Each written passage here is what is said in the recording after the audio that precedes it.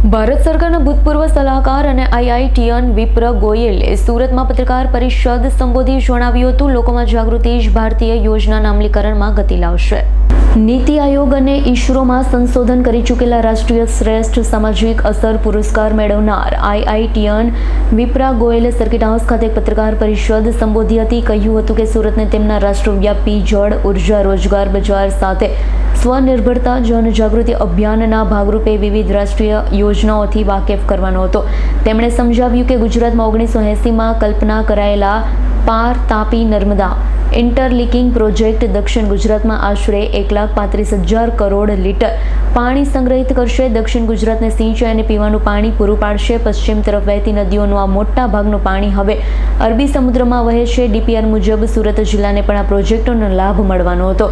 પ્રોજેક્ટથી આશરે 2.32 લાખ હેક્ટર જમીન આખું વર્ષ સિંચાઈ પૂરી પાડવામાં આવતી હતી. જોકે સ્થાનિક લોકોના વિરોધના કારણે આ પ્રોજેક્ટ હાલમાં વિલંબિત છે. તેવી જ રીતે પશ્ચિમ રાજસ્થાનમાં, જે આજે ગુજરાતમાં કચ્છ અને સૌરાષ્ટ્ર જેવું જ છે, આશરે 8 લાખ હેક્ટર જમીનને બારમાસી સિંચાઈ પૂરી પાડવા માટે એક રાષ્ટ્રીય પ્રોજેક્ટ હતો. શારદા યમુના રાજસ્થાન સાબરમતી લિંક પ્રોજેક્ટ, જે 786 કિલોમીટર લાંબી મુખ્ય નહેર બનાવતો હતો, તે લગભગ 15 વર્ષથી અટકી પડ્યો છે. તેવી રીતે પૂર્વ રાજસ્થાનમાં ચંબલ નદી, જે આજે યમુના અને ગંગ સાથે ભળી જાય છે, બંગાળના ખાડીમાં નકામા રીતે વહે છે. તેનું મોટા ભાગનું પાણી રાજસ્થાનના પૂર્વ ભાગમાં 13 જિલ્લાઓમાં વાળવાનું હતું, જે પૂર્વ રાજસ્થાનમાં આશરે 2.5 લાખ હેક્ટર જમીનને બારમાસી સિંચાઈ પૂરી પાડશે. વિપ્રાએ એ પણ સમજાવ્યું હતું કે જાહેર જાગૃતિના અભાવે ગુજરાતના છાયા મીઠી વીરડી પરમાણુ વીજ પ્લાન્ટને દાયકાઓ સુધી પ્રાદેશિક વિરોધનો સામનો કરવો પડ્યો હતો, તેમ પત્રકાર પરિષદમાં કહ્યું હતું. माननीय प्रधानमंत्री जी के विकसित भारत स्वप्न 2047 विकसित भारत स्वप्न को साकार करने के लिए हमें $14,000 पर कैपिटा, लगभग 8 से 10 लाख रुपया पर कैपिटा इनकम तक पहुंचने के लिए प्रति वर्ष 12% ग्रोथ दर से बढ़ना होगा. और 12% ग्रोथ दर से बढ़ने के लिए आज ये प्रेस कॉन्फ्रेंस हमने सूरत में रखी कि कौन कौन सी ऐसी परियोजनाएं हैं, कौन कौन सी ऐसी राष्ट्रीय परियोजनाएं हैं जिनके सफलतापूर्वक और समयांतर्गत क्रियान्वयन से हम माननीय प्रधानमंत्री जी के लक्ष्य को प्राप्त करने में माननीय प्रधानमंत्री जी की मदद कर सकते हैं. जिसमें उदाहरण स्वरूप अगर गुजरात की पार तापी नर्मदा जो प्रोजेक्ट है, जिसमें करीब 1.5 लाख करोड़ लीटर पानी जो अरब सागर में व्यर्थ चला जा रहा है, उस योजना का अगर सफलतापूर्वक समयांतर्गत क्रियान्वयन हो जाता है तो गुजरात की 2.5 लाख हेक्टर जमीन की सिंचाई होगी.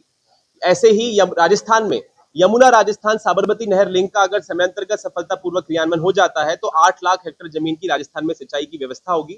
कुल मिला के प्रधानमंत्री कृषि सिंचाई योजना, अटल भूजल योजना, जितनी भी ग्रामीण अंचल की जो योजनाएं हैं, इनका सफलतापूर्वक समयांतर्गत क्रियान्वयन हो जाता है तो भारत के 10 करोड़ जो किसान परिवार है, उनकी प्रति व्यक्ति आय 24,000 रुपए प्रति व्यक्ति सालाना जो अभी हाल में है, वो करीब 1.5 से 2 लाख रुपए तक पहुंच सकेगी. जिससे होने वाली मांग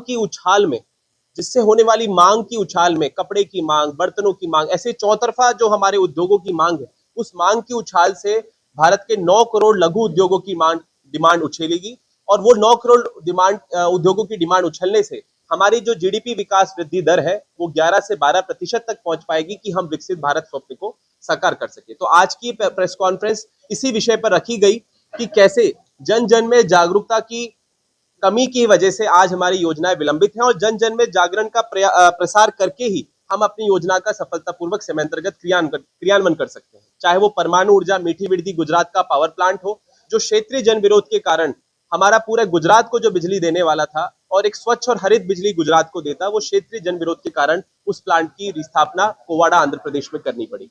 तो ऐसे सब उदाहरण जो हम 10 से 12 साल से गुजरात की भूमि में और राजस्थान की भूमि में देख रहे हैं, उन उदाहरण को देखते हुए हम भारत के 80 करोड़ जो ग्रामीण जन है उनमें योजनाओं को पहुंचाएं कि कैसे विकसित भारत स्वप्न को साकार करने के लिए, जैसे स्वच्छ भारत मिशन साकार हुआ, जैसे श्वेत क्रांति साकार हुई, ऐसे ही आत्मनिर्भर गांव से ही बनेगा विकसित भारत.